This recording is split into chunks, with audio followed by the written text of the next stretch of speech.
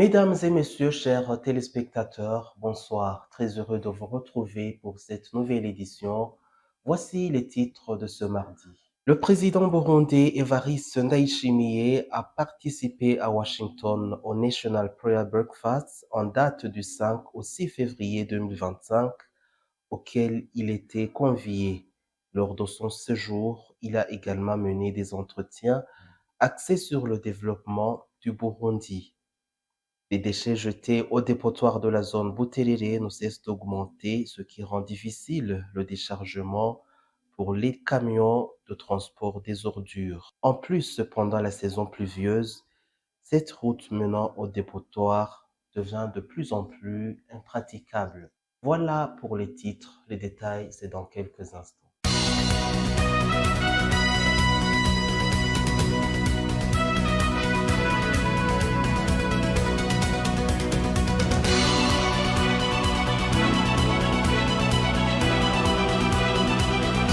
Bienvenue encore. Le président burundais Evariste Ndayishimiye a participé à Washington au National Prayer Breakfast en date du 5 au 6 février 2025, auquel il était convié. Lors de son séjour, il a également mené des entretiens axés sur le développement du Burundi. Reportage signé Norbert Ruchabihari. Lors de son séjour aux États-Unis d'Amérique, le président de la République du Burundi, Evariste Ndayishimiye, a mené des entretiens avec différents dirigeants. Il a été décidé de mettre en place des initiatives pour soutenir le Burundi dans son développement. Twebwe murazi ko dusanzwe dufise ijambo n'akazoza twerekana tukavuga igihugu iyo kiriko kiraja niyo kivuye. Abo rero bakaba bagumye batwemera ko le Burundi a une vision d'avenir. Nous montrons et expliquons la direction qui prend notre pays ainsi que son passé. On nous a assuré qu'ils informeront les investisseurs américains afin qu'ils viennent au Burundi et que nous puissions avancer ensemble vers un pays développé d'ici 2060. Nous avons également rencontré des investisseurs américains dont certains ont déjà pris la décision d'investir au Burundi. Certains y étaient déjà actifs et ont mentionné les collaborations avec certaines entreprises. Il y a aussi des entreprises spécialisées dans la télécommunication, l'eau, l'électricité, ainsi de suite. Nous avons ainsi échangé avec d'autres acteurs susceptibles d'investir dans le transport de personnes et marchandises via l'aéroport. Tous ces partenaires qui nous soutiennent déjà viendront renforcer notre marche vers un Burundi prospère. Abo bose nabariko baradufasha bashaka ko bazoza tufatanya urugendo tugana igihugu giteye imbere. Cela a été annoncé lors de la visite du chef de l'État aux États-Unis effectuée sur invitation au National Prayer Breakfast à Washington. Les déchets jetés au dépotoir de la zone Buterere ne cessent d'augmenter, ce qui rend difficile le déchargement pour les camions de transport des ordures. En plus, pendant la saison pluvieuse, cette route menant au dépotoir devient de plus en plus impraticable. Le point avec Florence Iladokoun.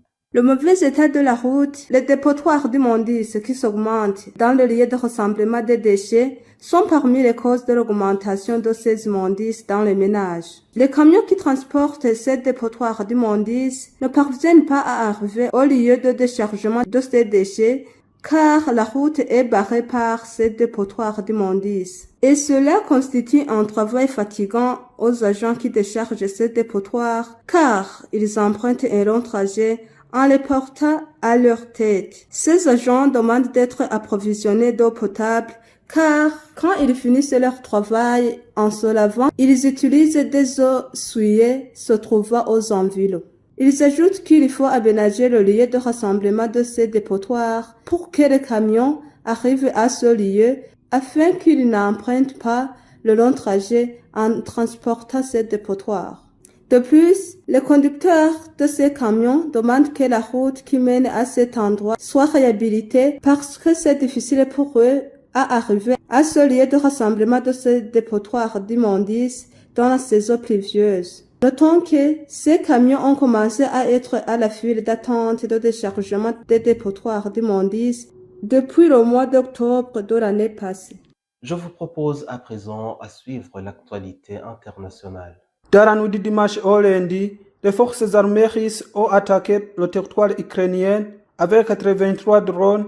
Selon l'état-major général de l'armée de l'air ukrainienne, Kiev ainsi des villes situées dans la région de Donetsk et Samy ont été touchées. Au moins une personne a été tuée et 14 autres blessés à Dramatorsk dans le Donbass. Selon l'état-major ukrainien, 61 drones russes ont été abattus et 22 ont été réduits sur place sans conséquences négatives. Dans le quartier résidentiel de Samy, une drone a frappé une immeuble de grande hauteur, ce qui a entraîné l'évacuation de 65 de ses résidents. Aucun mort, mais une femme a été blessée. Au Japon, l'un des facteurs qui a contribué à renforcer du tourisme au Japon est indéniablement la faiblesse du yen. La devise japonaise a divisé courant 2024 pour atteindre son plus bas niveau depuis 2008 face à l'euro et son niveau plus faible depuis 34 ans face au dollar américain. Il s'agit d'une aubaine pour les touristes et pour l'économie japonaise, mais son niveau inédit des visiteurs ravis autant qu'il inquiète. Les dépenses touristiques génèrent